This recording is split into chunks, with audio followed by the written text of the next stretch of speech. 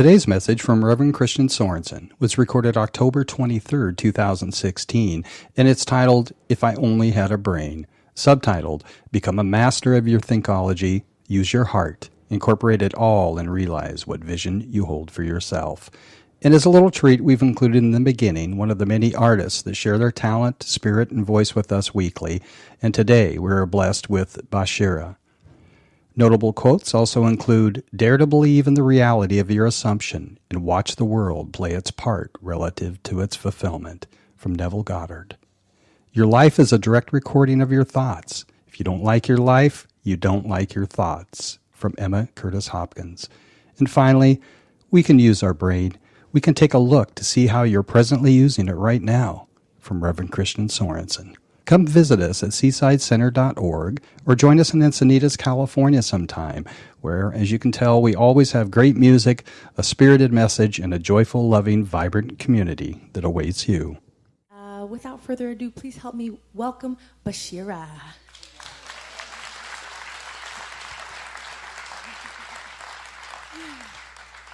I always feel so amazingly high after Rebecca, you do what you do. Flying on air. I am so excited to be with you, as I always am. I'm going to start off with an original song entitled God's Dream. Let's do it. 1, 2.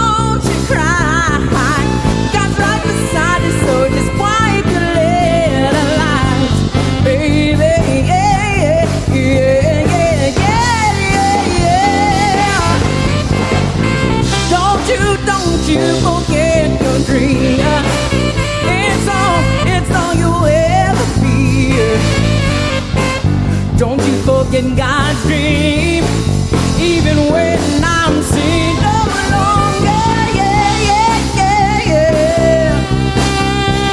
Yeah, yeah, yeah, yeah. Come on. I want y'all to listen up right here. Don't you forget it. I won't forget it. No, no, no. Don't you forget it. God's dream. God's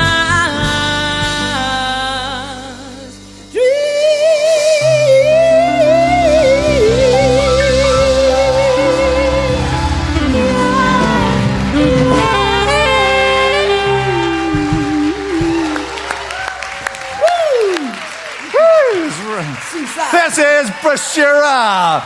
Woo! Back at Seaside. About time. What a joy, what a joy, what a joy. My goodness. Wow. Man, what a perfect song to share for this morning. Don't forget God's dream. Don't forget that dream that has been placed inside of you. And that's what Dorothy was doing. She was following that dream. She was heading toward the Emerald City that represented the possibility of that's where the dream would be fulfilled. And what happens in our lives sometimes is we head off in a direction where we think it's going to be, and oftentimes it's not there, but it gets us moving. It gets us onto the path. And so Dorothy started going down this golden road of infinite possibilities to the Emerald City, or that place where the dream just might be. And as she was heading down the road, she got to a fork, like a fork in a road. Yeah, I like what Yogi Berra said, being it's World Series time. He said, when you get to a fork in the road, take it. And it's just really not that simple. Do I go to the right? Do I go to the left? Do I go this way or that way? And, you know, the scarecrow she came in touch with, and he said, well, you can go that way. But that way's a good way too. Or you can go that way. And I was like, oh my goodness, it's confusing. But I'll tell you what, when you are on your hero's journey, you're going to come to the fork of the road, and it is a powerful time in that journey because it's like it's now time for you to step out of what you think is right. It's time for you to step out of what it is you know and begin to trust the path that you're on. And I'm going to give you a little hint when you're in these like trials. Either one of those roads are going to work for you. But I don't want to tell you that. Either one of those roads are going to serve you. But what you want to do is be able to listen to your dream and your heart and your soul that's inside of you. And Scarecrow and Dorothy gave us a perfect lesson. I'll tell you what, we've got two individuals here from Seaside. You know their mom, Carrie, who was in class Tuesday night, came up to me and said, my daughter, Annalise, did the Wizard of Oz with her friend at school this summer. Come on out, ladies. And so she got her friend... wrap up. And now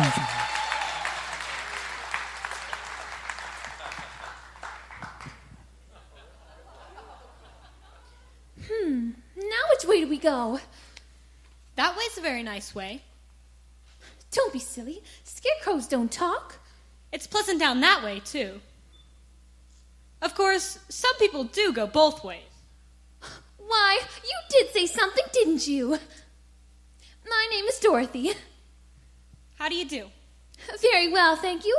And you? Oh, I'm not feeling at all well.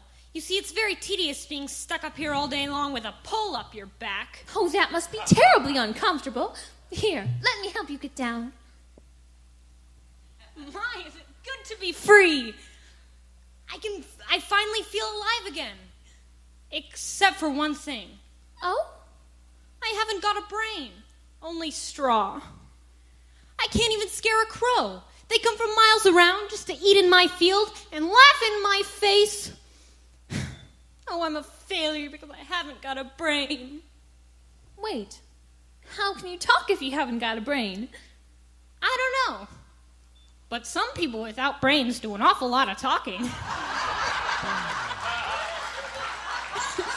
I suppose you're right. Well, what would you do with a brain if you had one? Do? Why, if I had a brain...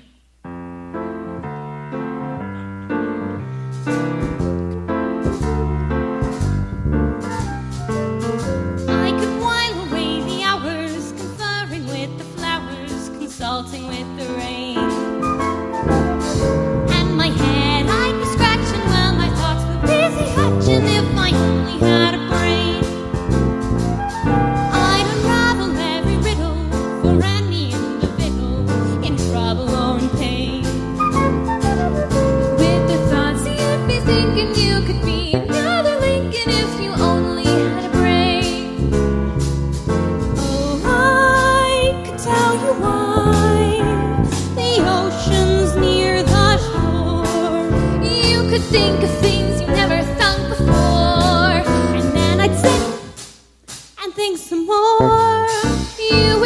you're just a nothing. My head all full of stuffing. Your heart all full of pain. Then perhaps I deserve you and be even worthy of you if I only had a brain.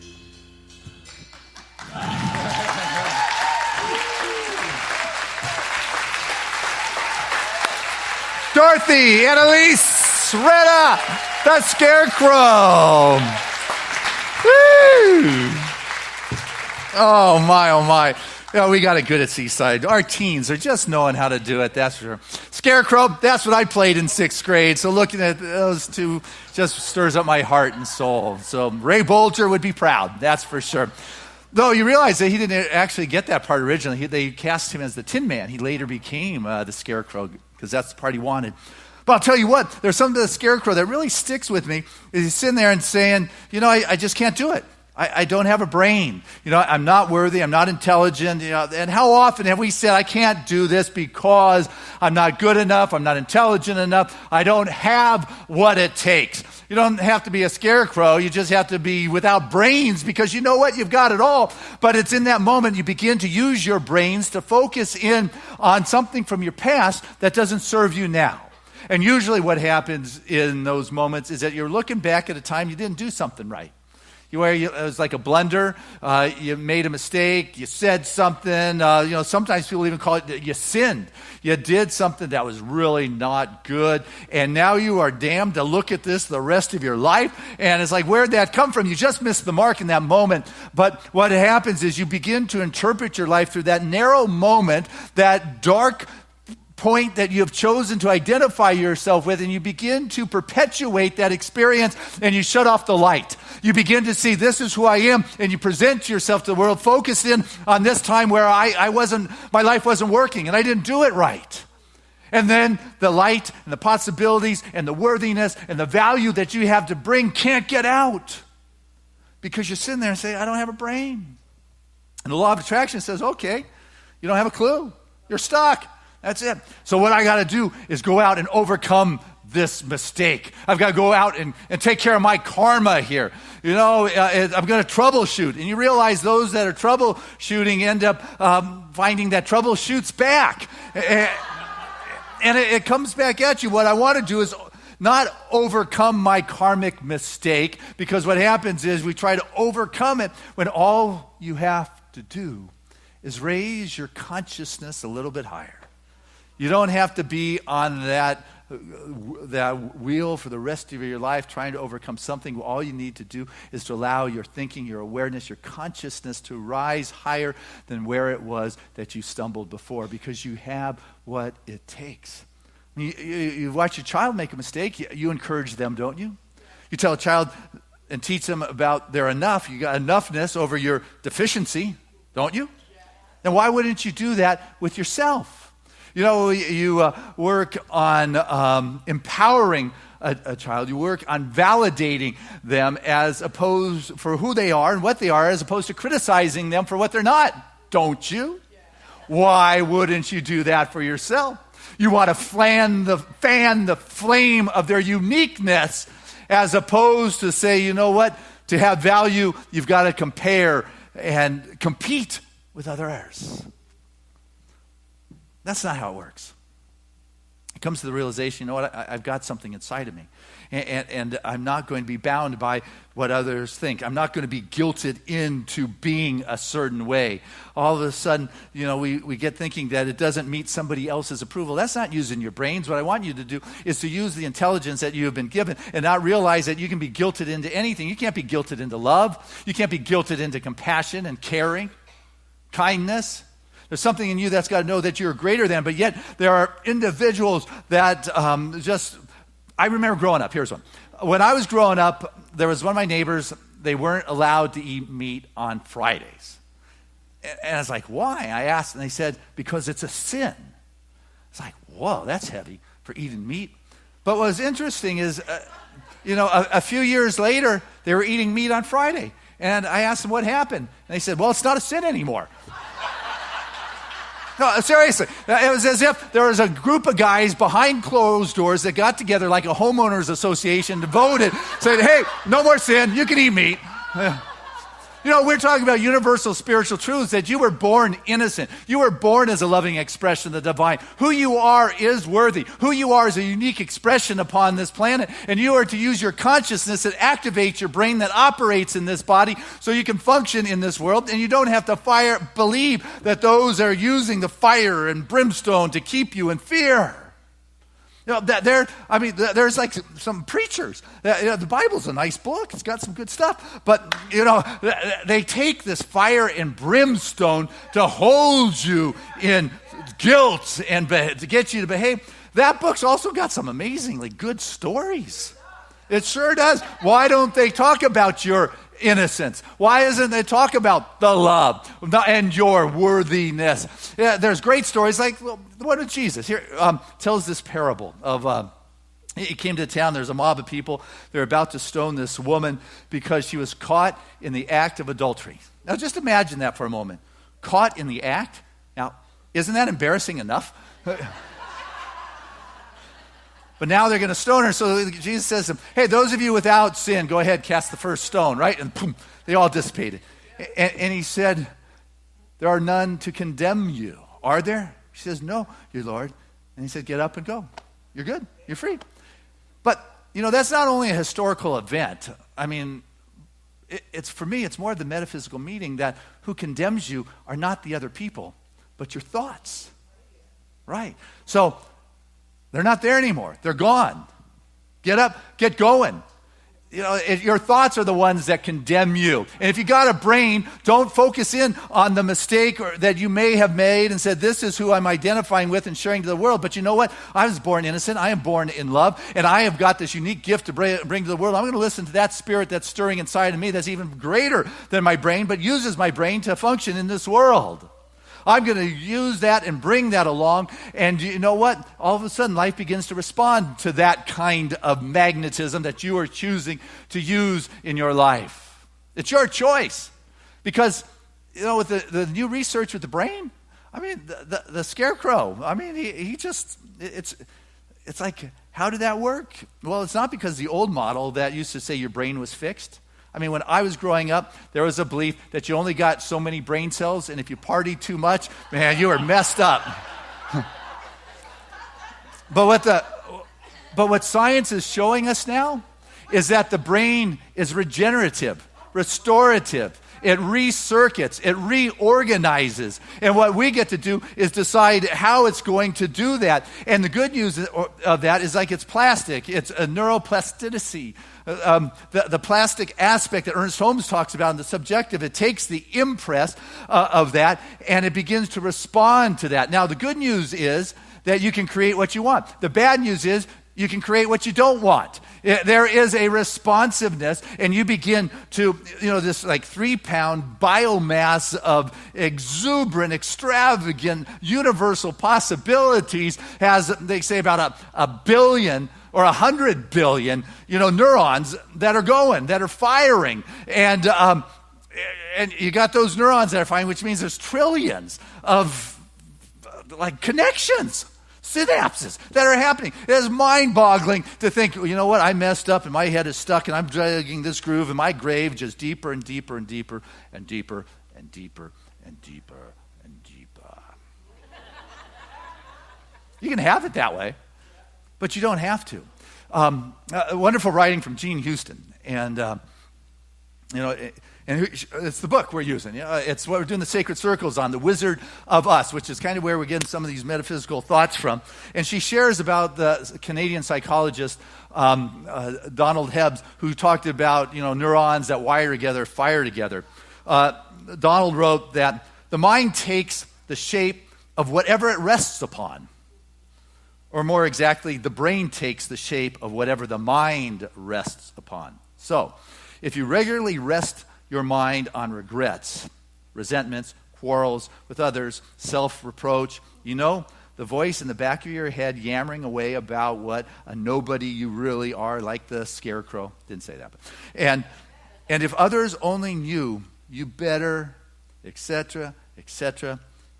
If you rest your mind there, it will change your brain in that direction because the neurons that fire together, wire together for better or for worse. That's it. So, it's so the scarecrow. He had a pretty good method here. If you break down what it was that he did, works really well with rewiring the brain. I mean, the first thing he did was notice, here comes the life force, Dorothy, and her little dog Toto too. And it's like he's been hanging out alone, and all of a sudden, here's this life, this joy, this bundle of energy. He's like, wow, I want some part of that. I want to partner with that. It's not like he tried to hook up with like a deadbeat or anything. It was like someone who was alive. I mean, have you ever been around anyone who's just like a drag? They're not the ones who are going to rewire the neuroplasticity of your brain in a direction that you want to go. You want to hang out with the right person. And so he said, hey, Dorothy, this is real important. He said, I'm stuck. That's like the first thing you got to say when the things aren't working. I'm stuck. I'm stuck. I can't get down. I got to stick up my back. And then he said something that's real tough for guys to say, particularly when it comes to directions. I need help. I need help. I mean, that's it. It's like, I'm stuck and I need help. She came and she let him down. And then what's important here on our spiritual quest or on our visioning, and you got to remember, you're more than your body. Who you are uses your body, right? Who you are is an awareness. Have you ever noticed yourself thinking? A couple of you, okay. But, or have you noticed yourself feeling, I want to go there, I don't want to go there, I really want to get angry, I'm going to let myself go, or, I'm not going to do that, or your thoughts, you're not the thoughts, you're the one noticing that. You're the noticer. That is bringing awareness to the brain that is thinking this situation through. It's what I call the mountaintop awareness. It is that objective third-person awareness that says, I'm going to utilize my brain, and I'm going to use it because there's like this law of attraction thing going on. I'm going to send it out. It's going to come back. And so I'm going to use it. But see, that comes from contemplation. And so what happened to the scarecrow, which is important for anybody who's got a dream or a vision you want to go after to create that is greater than where you're living right now, is that you get to... He contemplated, right? He was whiling away the hours, conversing with the flowers. If I only had a brain to show me. That was 6th grade. But, he was thinking about the stars, the universe. I mean, he was expanding his present understanding. It's not any deep, profound stuff. I mean, looking into the eyes of a baby, wow, there's a lot in there. You read something inspirational in the morning, like Joyous Abundance Journal, but something that expands your consciousness, right? That's what you want to do, is you want to get to that expansive place. And then what is very important, because expanding consciousness is good. I mean, the philosophies know that. The Christians have their invocation, Native Americans, the shamans, contemplate the 4 corners. They call that in. The Hindus, they've got their meditation. The Jungians have their dreams. The Buddhists have mindful practice. You've got to catch that vision that is beyond your brain. You've got to do something that is expansive so you can bring it into your world. And how you bring it into your world, the scarecrow did tremendously. He started dancing. He started flipping. He started going all over the place. He began to move it and integrate it into his body. You read about how you get your brain to work until you're 125. You've got to use it, it says. And the more you integrate movement with it, the more grounded it becomes. You think I would have had that after 10 years of trying to learn Spanish sitting down the whole time. I got to get up and start, hola. It's going to happen because now the scarecrow has assisted me that I got to get up off my meditation pillow and get into action in life. It's, yeah. That song, the Scarecrow song, it was twice as long. He did a whole jitterbug to that number that they cut out. You can see it on the extra on the anniversary edition if you want to see it. But, you've got to get yourself moving and grooving and happening. And what happens is when you take action, when you have that belief, when you got the feeling involved, you cast something in motion that is powerful. You begin to recognize that my happiness and my freedom is restricted by a story that I may or may not have checked out lately. Which is why it's important to do your meditation and your contemplation and say, you know what, am I presently on this golden road, this spiritual pollen, the highway to the Emerald City where the dreams possibly could be the spot to come true, but at least I'm on my path that is leading me in the right direction if I keep moving. Am I able to come into alignment with that and cast that vibration? Because, last week the spiritual principles of prosperity I spoke about was Dorothy expectancy. You set up that resident field. I have this expectancy, and she's going after it. Nothing's going to stop her. She has this level of expectancy. I'm getting to the Emerald City. I'm getting home. And then also she shared that with their compadres on the path. It's like, hey, guys, all I got to share with you is this dream, and you can join me on this adventure. She shared what it was she had. And so this week, the spiritual principle for prosperity I want you to get is that law of attraction. And it's not just a few years old. Ernest Holmes has a whole chapter on it in The Science of Mind from the 1920s called The Law of Attraction.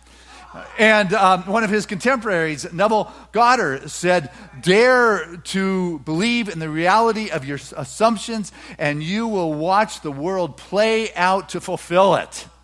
It's like, dare to believe in the reality of your assumptions and you will watch the world play out to fulfill that.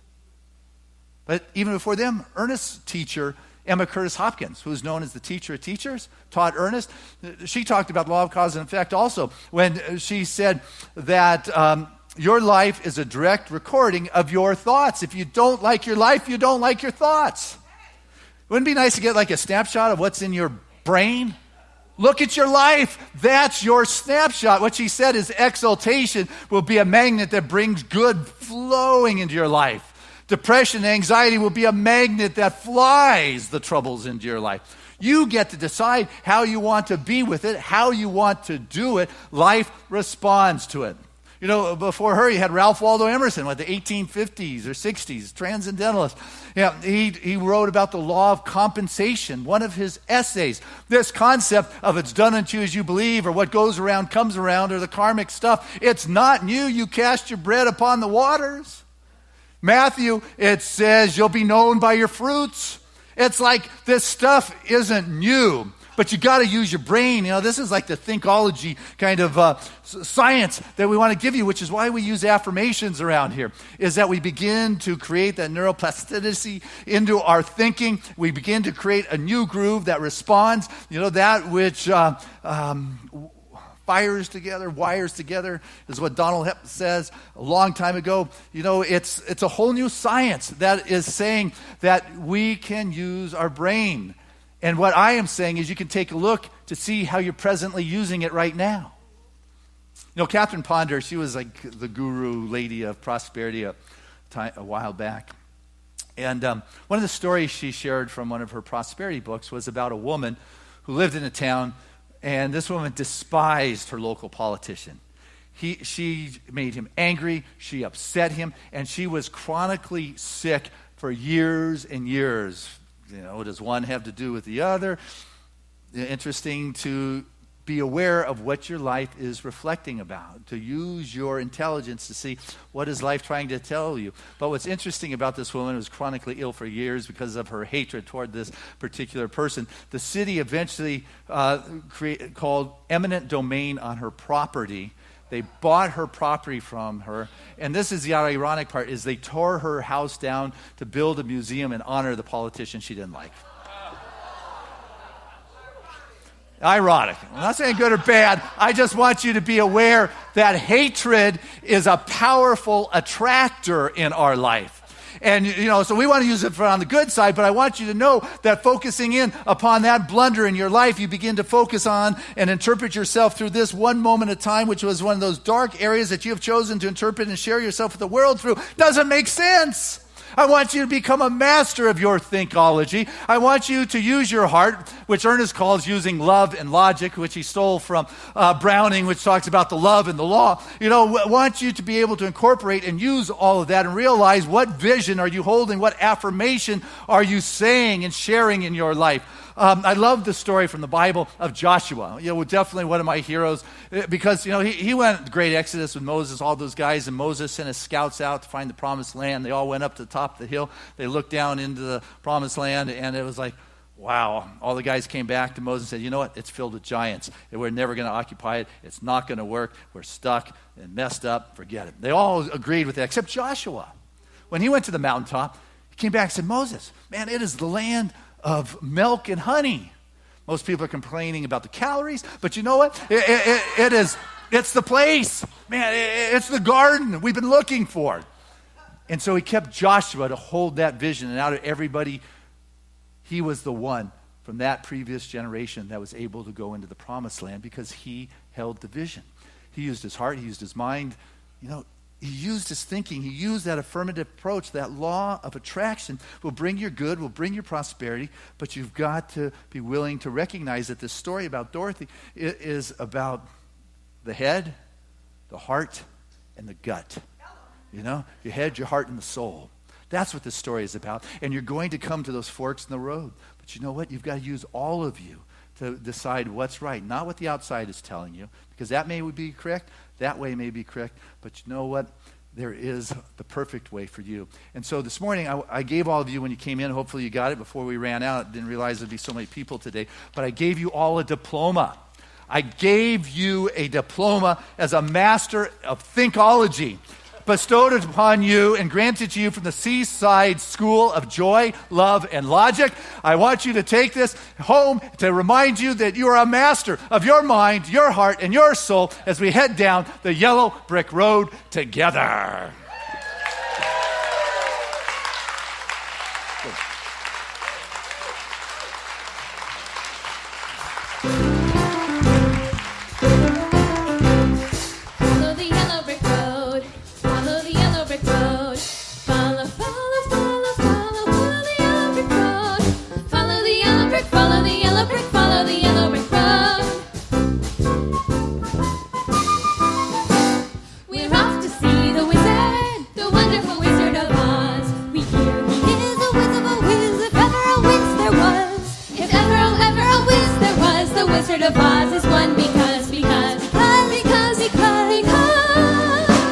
Because of the wonderful things he does. We're off to see the wizard, the wonderful Wizard of Oz. Annalise and Rev. Woo! So now that you're all masters and you're able to receive the wonderful gifts of Spirit, let it all go and open your hearts for the powerful, powerful heart and soul and expression of Bashirrah.